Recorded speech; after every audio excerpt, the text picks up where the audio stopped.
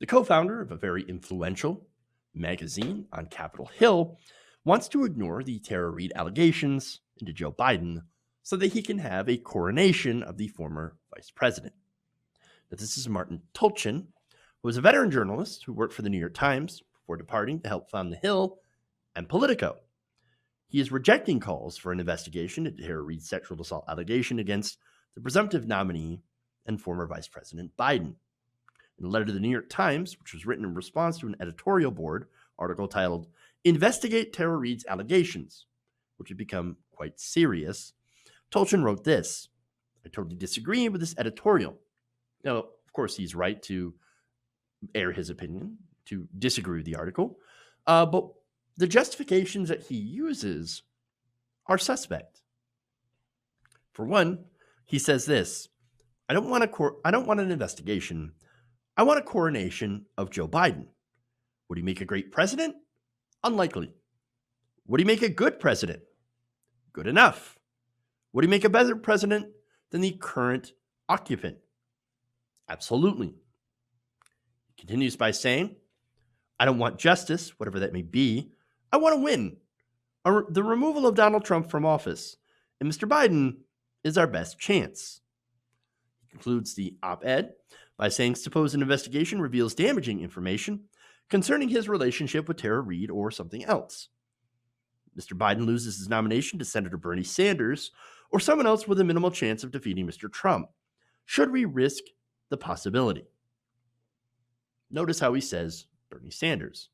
Of course, Bernie Sanders, anybody knows, if you look it up, if you even bother to do any sort of investigation, you would find that Bernie Sanders does incredibly well when matched up against Donald Trump.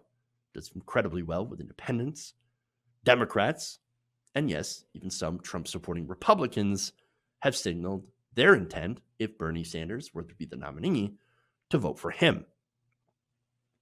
And yet, he is singled out. Interesting. Should we risk the possibility, he asks, of what? A Bernie Sanders presidency is unlikely, as it is for Bernie Sanders to be chosen as a nominee over Joe Biden. Even in light of this, he still points out that it would be a really, really bad idea.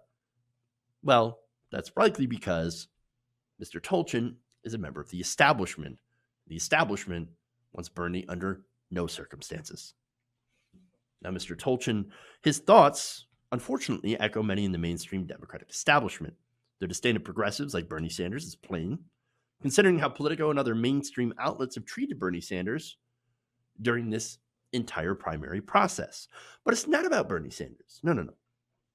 It's about justice. It's about truth. Now, does getting rid of Trump matter? Absolutely. Which is why you don't run with Joe Biden. Instead of choosing someone without the level of baggage that Biden has, the Democratic establishment all chose to line up behind Biden during Super Tuesday or before Super Tuesday, ending up with, of course, the massive win of Biden over Bernie Sanders. That forced the Democrats, now that Bernie Sanders has dropped out, into a kind of Hobson's choice. We have two buttons before us. One, of course, is to choose someone with obvious mental decline and sexual assault allegations, or someone with obvious mental decline and sexual assault allegations, although with a blue hat. Those are the choices in front of us.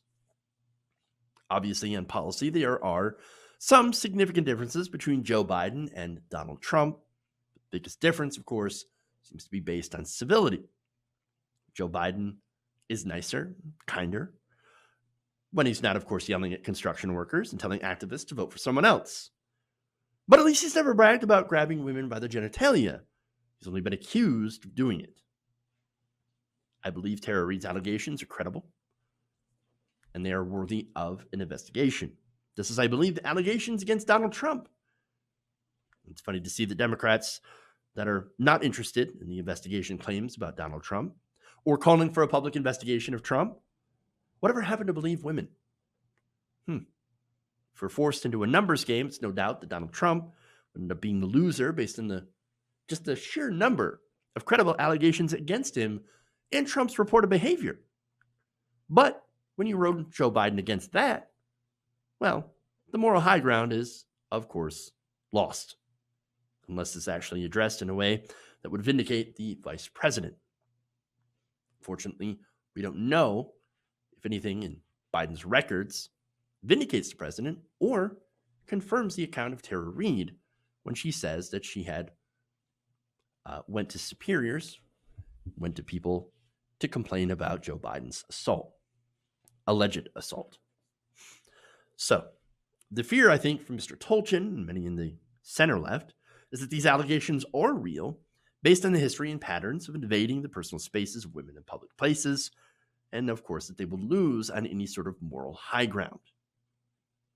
Better to ignore them, cast out on the accuser, claim she's a willing agent of a foreign power, all the tricks the Republicans used in defending their own Brett Kavanaugh against their similar allegations. The biggest revelation here, of course, however, is revealed in what many in the establishment have always wanted. They want a coronation of a candidate that is anything but progressive. Even the mildly progressive, yet careerist, Elizabeth Warren, who was more than happy to stab progressives in the back, is discounted because even the very small amount of change that she would attempt to usher in would be unacceptable to many of those in power. Joe Biden represents, of course, the ultimate in establishment thinking, a decent president, who offers no radical change. In fact, he's told donors that nothing will fundamentally change in a Joe Biden presidency.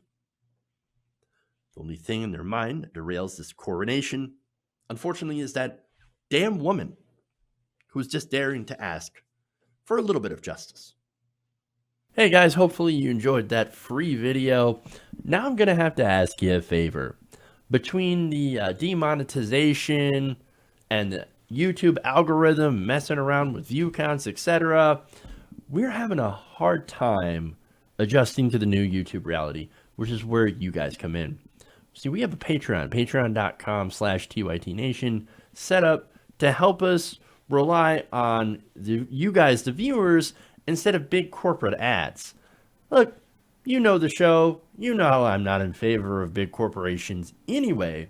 So help us transition away from relying on the ad model to pay the bills and sign up to be a patron, patreon.com/TYTNation. That goes a long way to help us keep the lights on.